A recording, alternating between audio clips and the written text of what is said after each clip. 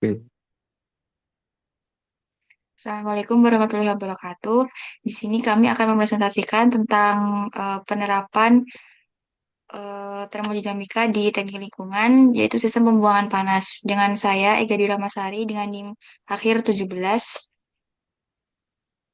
Saya Suryo Desa Putro dengan NIM akhir 19.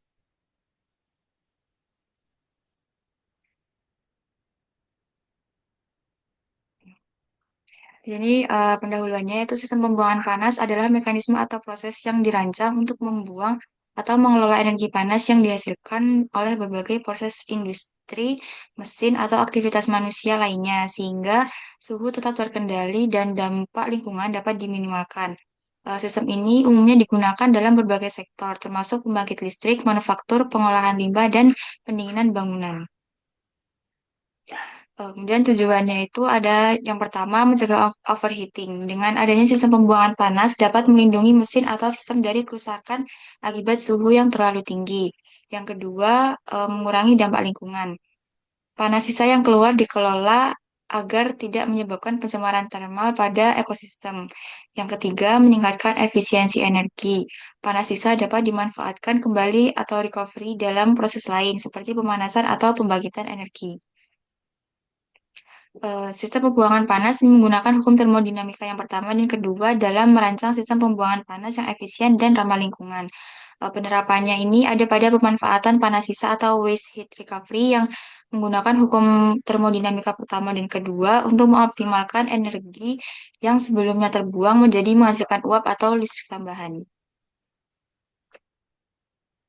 Baik, selanjutnya ada metode. Di sini terdapat dua metode. Yang pertama yaitu sistem pengembunan atau condensing systems. Jadi sistem pengembunan ini menggunakan kondensor untuk mengubah uap panas menjadi cairan dengan transfer panas ke medium pendingin yang biasanya air atau udara.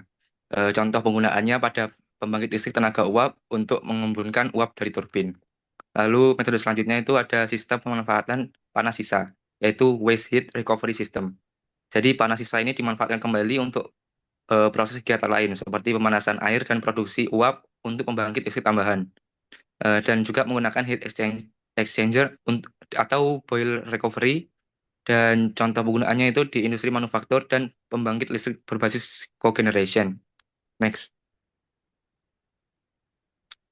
Selanjutnya ada pembahasan metode ini, yaitu sistem pengembunan, yaitu metode yang sangat efektif dalam menjaga kinerja pembangkit listrik tenaga uap.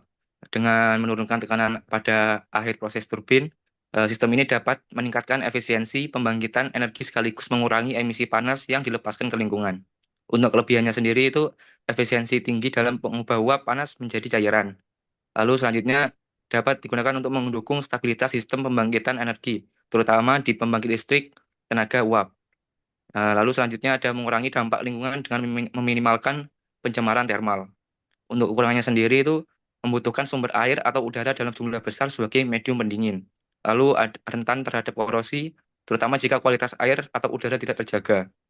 Lalu memerlukan perawatan berkala untuk memastikan kinerja optimal kondensor. Next.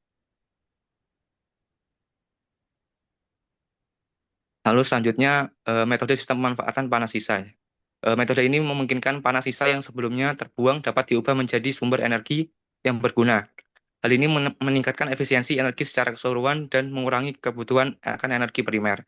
Untuk kelebihannya sendiri ini efisiensi energi meningkat karena panas sisa dapat digunakan kembali. Lalu mengurangi limbah energi yang terbuang ke lingkungan. Lalu aplikasinya fleksibel di berbagai sektor seperti industri manufaktur dan pembangkit listrik berbasis cogeneration. Untuk kekurangannya sendiri, memerlukan investasi awal yang cukup besar untuk instalasi alat seperti heat exchanger atau boiler recovery. Lalu desain sistemnya kompleks dan harus disesuaikan dengan proses yang ada. Next.